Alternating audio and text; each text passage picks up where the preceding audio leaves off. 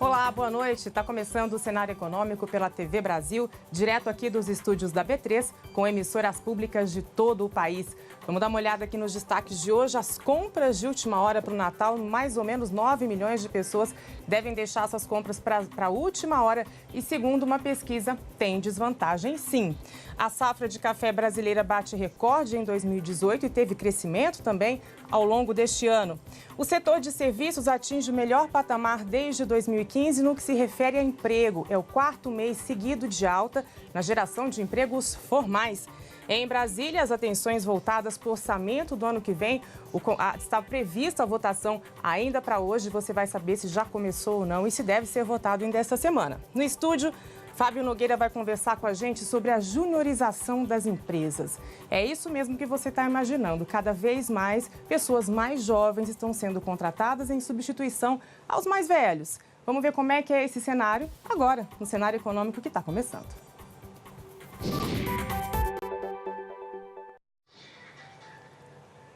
A gente começa essa edição indo direto a Brasília. Eu vou conversar com Mariana Jungmann, porque, Mari, há a previsão de se pelo menos iniciar a votação do orçamento do ano que vem ainda hoje. Como é que são as coisas por aí? Já começou? Tem previsão? Boa noite. Boa noite, Vanessa. Olha, não começou ainda e o movimento está um pouco fraco por aqui, indicando que provavelmente essa votação não acontece hoje não, viu? Nesse momento, a Câmara registra mais ou menos 160 deputados e o Senado, 38 senadores também já registraram presença. Esse quórum até permite que a sessão seja aberta para iniciar o debate, mas não permite qualquer votação ainda. E é um quórum que foi muito afetado porque nesta semana acontece a diplomação dos próprios parlamentares nos estados. Então, muitos deles ainda não vieram a Brasília porque estão nos estados. Pode ser que alguns deles cheguem mais tarde, nos voos que chegam a Brasília aí até às 8 horas da noite e venham para cá ainda para conseguir abrir essa sessão e começar essa discussão hoje. Mas aí a gente lembra que antes da votação da lei orçamentária, eles têm que vencer aí a votação de 11 vetos presidenciais e alguns destaques aí de decretos de liberação de créditos para os estados. Pode ser que a votação aconteça amanhã, mas aí, se realmente não houver quórum amanhã também, isso deve ficar só para o ano que vem. Vanessa.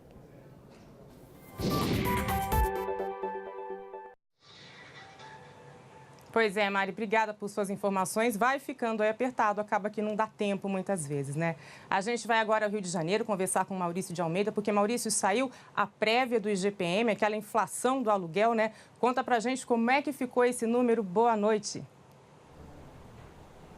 Boa noite, Vanessa. Esse é o IGPM, que ele é conhecido ali como a inflação do aluguel, já que o índice é utilizado normalmente para reajustar os contratos de aluguéis em todo o Brasil.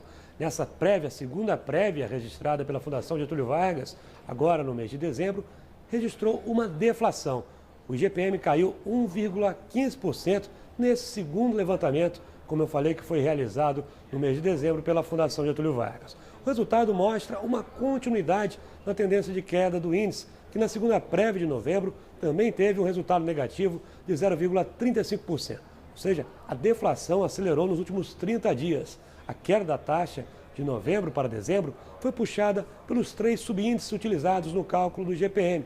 São eles: o índice de preços ao produtor amplo, que analisa o atacado, que teve deflação de 1,74%. O índice de preços ao consumidor, que analisa o varejo, e registrou deflação de 0,05%. E o índice nacional de custo da construção, que caiu 0,1%. Apesar desse momento de baixa, com 2 quedas consecutivas, quando pegamos o acumulado dos últimos 12 meses, o IGPM continua registrando alta de 7,46%, bem acima do IPCA. Ou seja, por enquanto, na hora de renovar o contrato do aluguel, o inquilino ainda terá que pagar mais caro se seguir o cálculo do IGPM. Mas, como a oferta de imóveis continua alta, sempre tem aquela negociação para tentar evitar o reajuste. Vanessa.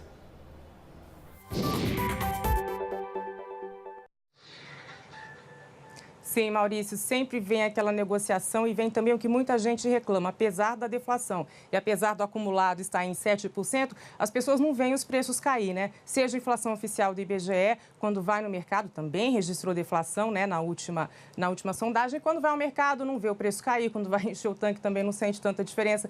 Isso é que as pessoas se questionam. Agora, apesar dessa deflação da qual o Maurício falou e também de ter havido deflação no IPCA, que é o Índice Oficial de Preços do IBGE, isso significa o quê? Recuo nos preços. Apesar de tudo isso, saiu hoje a ata do Copom e diz que o momento é de flexibilidade. E ao contrário do que muita gente imaginava, que com a inflação em baixa e a taxa Selic já estacionada há algum tempo no mesmo patamar, muita gente esperava que houvesse uma sinalização pelo Comitê de Política Monetária de que a taxa de juros baixaria no ano que vem ainda mais. Mas não foi isso que disse o Banco Central. Disse que ainda há risco, sim, de alta da inflação, que esse risco é presente e que ele é mais intenso, inclusive. Então, sinalizou que, por enquanto, não dá para definir o que é que vai ser feito no ano que vem. Deixou aí tudo em dúvida. Sinalizou, por outro lado, que a expectativa para as reformas é positiva e de que a economia vai continuar crescendo num ritmo gradual. Então, esse é o lado bom do que foi divulgado hoje, do conteúdo da ata do Copom no que se refere à taxa de juros. Vamos aguardar o ano que vem para saber o que acontece. A gente falou no começo, compras de última hora para o Natal. A gente já está aí na cara do Natal, é semana que vem. Segundo a Confederação Nacional de Dirigentes Lojistas e o SPC Brasil, tem aí mais de 9 milhões e 300 mil pessoas que vão deixar as compras agora para a última hora. Daqui para frente, significa aí 8% das pessoas que pretendem gastar no Natal e que já compraram também. Então, entre toda essa amostra de pessoas que estava disposta a gastar no Natal, 8%, 9,3 milhões de pessoas vão deixar para a última hora. É um patamar semelhante ao de 2017, porque lá foram 9 milhões. Então, é um pouquinho maior. Ainda segundo a pesquisa, os motivos. Mais da metade, 55%, disseram que vão esperar essa semana final porque acreditam em promoções relâmpago. Acham que os preços vão estar mais baixos ou mais atrativos nesta época aí de véspera de Natal. 22% estão esperando a segunda parcela do 13º e aí não tem o que fazer, né? Não tem dinheiro no bolso, não tem como comprar, estão esperando o dinheiro cair. 14% disseram que é por falta de tempo mesmo. Não tiveram tempo, vão deixar para a última hora. Muita gente faz isso, mas eu vou dizer, tem riscos em relação a isso. 14% também admitiram que houve falta de organização e 2% disseram que vão esperar as promoções de janeiro de 2019, que aí dá para comprar as mesmas coisas com aqueles preços mais baixos, aquelas promoções que a gente já conhece. Segundo a pesquisa, isso aqui é positivo. Quem vai fazer isso aqui está correto, porque de fato em janeiro de 2019 os preços vão estar melhores. Mas há um alerta no seguinte sentido, que deixar para a última hora pode não ser conveniente pelo seguinte: os preços nessa época não vão estar mais baixos agora, segundo a pesquisa. Existe também um outro lado, que as lojas estão mais cheias, então se houver preço mais barato, preço mais em conta, essas mercadorias, esses itens já foram comprados por uma outra pessoa e fazer compra de última hora acaba sendo desorganizado, então a pessoa compra de última hora, compra qualquer coisa e às vezes paga mais caro e às vezes por não ter tempo acaba comprando o que encontra ali e aí gasta mais. Então, para quem quer economizar, segundo a pesquisa, há desvantagem nesse comportamento de deixar tudo para última hora. E aí tem um dado interessante aqui. Muita gente quer se autopresentear nesse Natal. Vai dar presente para si mesmo. 47% em 2017, subiu para 54% agora, em 2018. As pessoas estão achando que estão merecendo mais esse ano. E 59% dessas pessoas são mulheres. As mulheres acham que elas estão merecendo presente esse ano, mais do que os homens, inclusive. Motivo, 52% vão aproveitar um gancho porque já é algo que as pessoas precisam. Então, vou aproveitar o Natal, vou comprar aquele objeto, aquele item que eu preciso e já me autopresenteio com isso. 33% é porque merecem mesmo. Acham que tiveram um ano difícil, que trabalharam muito, então que merecem gastar dinheiro consigo mesmo na listinha de Natal desse ano. Para quem pode, vale a pena mesmo, né? Agora a gente vai falar do setor de serviços. Vamos então... Vou, na verdade, conversar com Priscila Cash, que agora vai ficar com a gente aqui na redação da TV Brasil em São Paulo. Priscila, safra de café esse ano, para 2018, aumentou e é recorde? Boa noite para você, bem-vinda. Boa noite, Vanessa. Boa noite a todos. É isso mesmo. A colheita de 61 milhões e 700 mil sacas de café no Brasil este ano foi recorde e supera em 10 milhões de sacas o melhor desempenho registrado até agora, que foi em 2016. A informação está no 4º levantamento da safra da cultura do café em 2018, divulgado nesta terça-feira pela Companhia Nacional de Abastecimento, a Conab. Os números confirmam o Brasil como o maior produtor de café no mundo. Um bom resultado já era esperado por conta do ciclo bienal de alternância entre safras altas e safras baixas. Mas o desempenho da espécie de café Conilon também teve impacto. O Conilon teve baixa produtividade em 2016 por conta da forte restrição hídrica de 2015. Aí, no ano passado, a espécie ensaiou uma primeira recuperação e este ano ela teve um resultado considerado excelente pelos técnicos. As condições climáticas também foram favoráveis no geral e o uso de adubos e investimentos tecnológicos também contribuíram. O estado de Minas Gerais foi o que teve o melhor desempenho, seguido do Espírito Santo. Vanessa.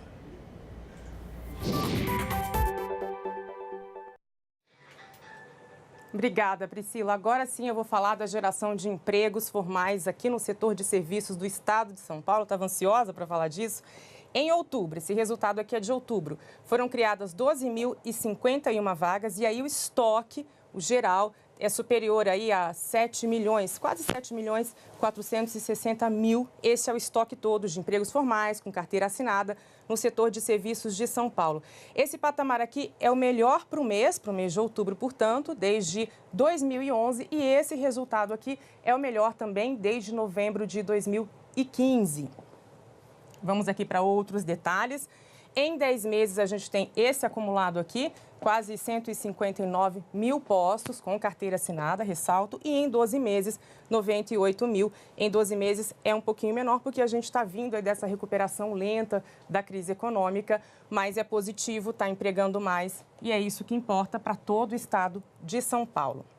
Então, no mês de outubro, que é a que o dado se refere, as 12 atividades pesquisadas tiveram saldo positivo. Então, as 12 atividades pesquisadas tiveram geração de emprego, o saldo entre demissões e contratações ficou positivo.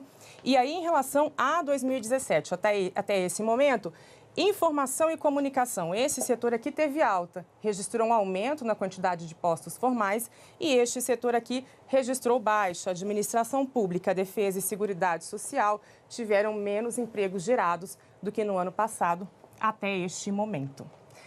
Vamos ver como é que ficou o mercado financeiro hoje, como é que fechou. Ibovespa fechou em alta de 0,32%, 86.673 pontos. Ao longo do dia, tinha subido um pouquinho mais, mas foi perdendo força e fechou dessa forma aqui ainda em alta. Por quê? Houve aqui, os investidores estavam de olho no mercado internacional, porque amanhã sai a taxa de juros dos Estados Unidos, definida pelo Federal Reserve, que é o Banco Central americano, e há uma expectativa de que a taxa se mantenha, que haja uma nova elevação, já vinha havendo outras, e tudo isso gera aquele temor que a gente já vem falando aqui, de um desaquecimento da economia, principalmente americana, desaquecimento na China também. Então, esse temor de que a economia global desacelere faz com que os investidores fiquem pessimistas. Apesar disso, a gente ainda aqui fechou em alta, só não fechou numa alta maior porque também tem o fator doméstico que influenciou o índice hoje, que são as ações da Petrobras. Teve um aumento na produção de petróleo, com isso as ações da Petrobras fecharam em alta de quase 4%, em baixa, perdão. Então, todos esses fatores acabaram interrompendo uma alta ainda maior do índice Ibovespa. Dólar comercial fechou também em leve alta, 0,17% a R$ 13,90. Já estamos aqui nesse patamar. Bom, antes de chamar o intervalo, eu quero fazer uma correção, porque ontem eu disse aqui que a Airbus é americana. Claro que não, você em casa deve ter se assustado. Foi um ato falho. Quando eu falei da questão da Embraer e da fusão com a Boeing, eu disse que a Airbus era uma empresa americana. Claro que não, é francesa. E agora sim, eu lembro a você que depois do intervalo a gente vai falar sobre a juniorização nas empresas. Como é que está essa questão? Qual é a tendência? O que é que os mais velhinhos, que estão aí entre 30 e 40 anos, podem fazer para superar isso e para conseguir uma vaga boa no mercado? É daqui a pouquinho. Estamos de volta com o cenário econômico. Eu falo novamente com Priscila Cash, na redação da TV Brasil aqui em São Paulo. Priscila, ano que vem os consumidores vão pagar aí 17, melhor dizendo, bilhões de reais na conta de luz, que são em subsídios, é isso mesmo? Explica pra gente. Isso, Vanessa. A Agência Nacional de Energia Elétrica, a ANEEL, fez um anúncio hoje que tem a ver com a conta de luz. E aí, então, para os consumidores em geral, o que vai acontecer é uma pequena queda de 0,2% na conta no ano que vem. Já para os grandes consumidores, eles vão ter um reajuste médio de 1,45%. E isso tem a ver com esse anúncio, que é um anúncio de previsão de gastos divulgada hoje pela ANEEL, com a conta de desenvolvimento energético. Essa conta é usada para garantir, por exemplo, o desconto na conta de energia de quem faz irrigação, o subsídio à conta de luz de famílias de baixa renda, a compra de parte do combustível usado pelas termoelétricas que geram energia para a região norte do país e programas como o Luz para Todos. Os grandes consumidores aí vão acabar pagando os 17 bilhões e 187 milhões de reais para cobrir a quase totalidade dos custos do setor elétrico com subsídios, que está previsto em 20 bilhões e 53 milhões de reais para o ano que vem. Vanessa?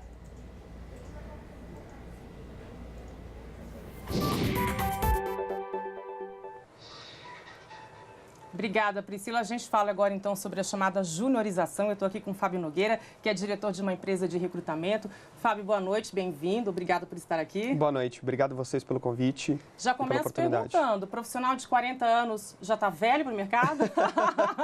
De jeito nenhum. Na verdade, a gente fala de uma nova geração e acho que por isso que é importante delimitar o que a gente chama de juniorização e qual é essa geração que a gente está falando. Aproveita e já explica para a gente, para quem está em casa, o que seria essa juniorização de uma maneira mais técnica, mais correta. Tá legal. Então, a gente está falando, normalmente, a gente costuma utilizar o termo de millennials, que essa geração, existem algumas referências um pouco diferentes, mas que compreende basicamente 2 décadas. Então, a gente está falando aí de profissionais nascidos por volta dos anos 80 até 2000. Então, basicamente, profissionais que têm entre 37 e 38 anos até, eventualmente, 18 anos. Então, basicamente, quando a gente fala desse processo, é essa população que está entrando dentro do mercado de trabalho. E o que a gente chama classicamente de juniorização são essas pessoas mais novas ocupando cargos que, em geral, eram ocupados por pessoas mais experientes, né? Exatamente. Eu acho que são algumas tendências desse mercado, mas, basicamente, eu acho que é importante também a gente colocar aqui 2 pontos. O primeiro deles é que a gente tem enfim, toda a parte de dissídio, inflação e toda a lei trabalhista do Brasil influencia por esse processo.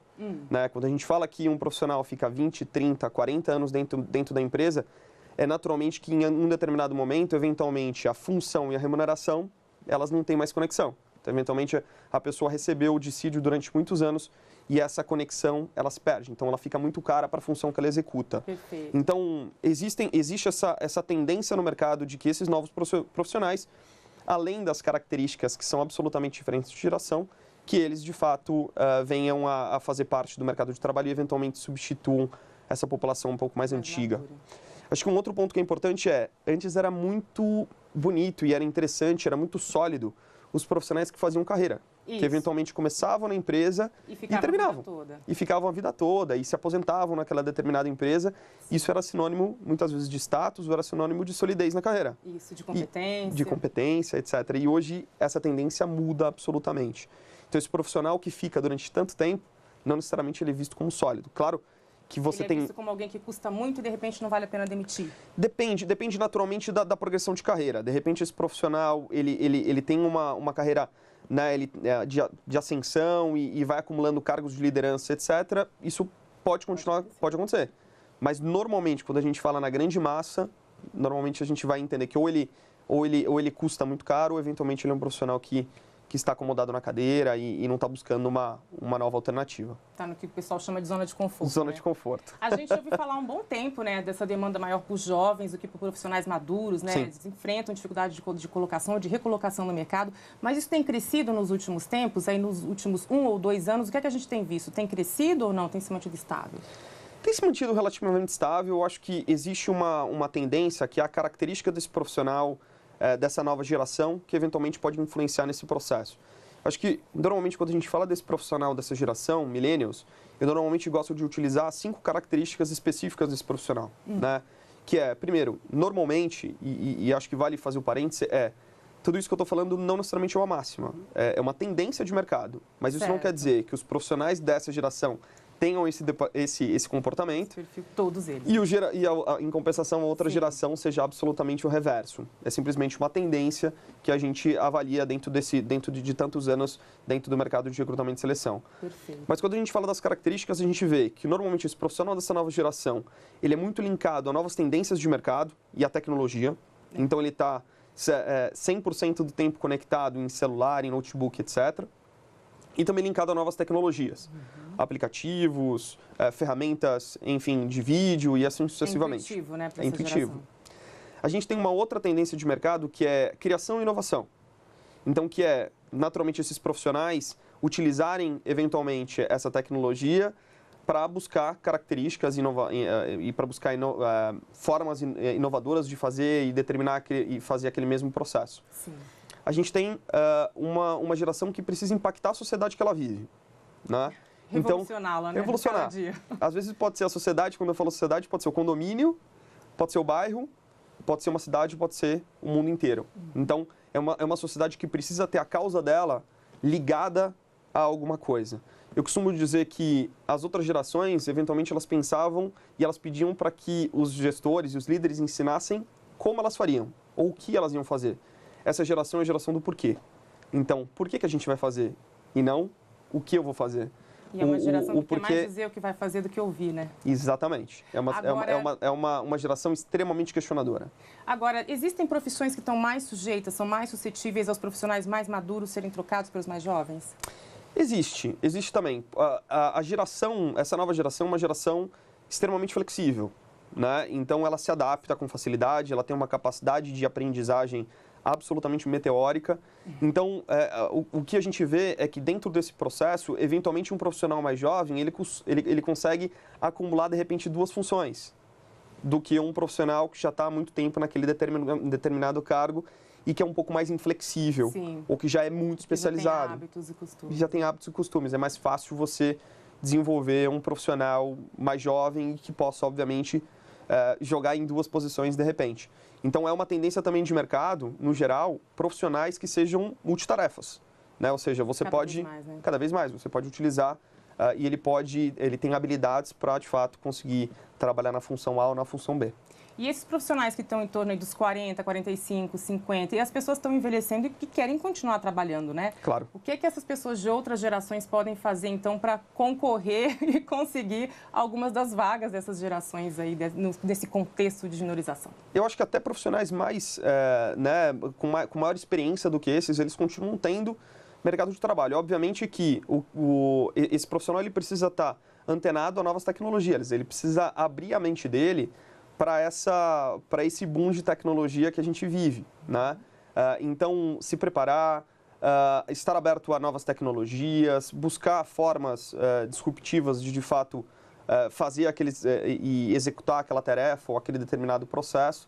Eu acho que são algumas das dicas que, de fato, esses profissionais podem fazer para continuar no mercado de trabalho. Tem espaço para todo mundo, né? Com certeza. Para o profissional qualificado, Sempre vai ter espaço, sem dúvida nenhuma. São profissionais que têm experiência e isso precisa ser levado em consideração. Esse jovem que está entrando no mercado, ele precisa de um líder. Isso também é importante ser colocado. O profissional mais maduro. Exatamente. Essa geração, em compensação, a gente fala sempre dos pontos positivos, mas é importante a gente falar dos pontos que, eventualmente, são desafiadoras para a empresa. Quais são os pontos que são desafiadoras para as empresas? O profissional dessa nova geração, os millennials, eles são mais questionadores, que é positivo, mas eles são mais ansiosos, né? Eles são extremamente imediatistas, né? Eles têm uma falta de resiliência muitas vezes, então se está muito difícil, ele opta pelo caminho um pouco mais fácil. E a figura da pessoa com maior experiência ajuda nesse processo de desenvolvimento, de transformação desse profissional mais jovem. Então tem espaço. Ajuda a balancear tudo isso. Com certeza. E existem funções que são muito técnicas. Essas funções são muito técnicas, a gente brinca que é cabelo branco que faz a diferença, né? Que é o conhecimento, que é o tempo que aquela pessoa está trabalhando naquela determinada função, Então, existem sim algumas funções muito especialistas dentro do mercado de trabalho que exigem essa maturidade do profissional. Quer dizer, o conhecimento acumulado ali que faz a diferença, né? Sem dúvida nenhuma. Rapidamente, para a gente encerrar mesmo, tem sido uma saída para superar a crise também, essa juniorização, de modo bem geral, bem Com certeza, com certeza. Como eu mencionei no começo, a folha das empresas ficou, de repente, com a quantidade de profissionais já há muito tempo, ela ficou um pouco inflada, né? Então, as empresas buscaram algumas alternativas nesse momento de crise, que é reduzir o quadro, buscando profissionais que eventualmente podiam trabalhar em duas funções. Então, você diminui a remuneração e, de repente, você coloca um profissional que tem essa habilidade de trabalhar em duas funções. Fábio, muito obrigada por sua presença aqui. Eu que agradeço. O cenário econômico está acabando. A gente se vê de novo às 7 da noite amanhã. Boa noite, obrigada por sua companhia.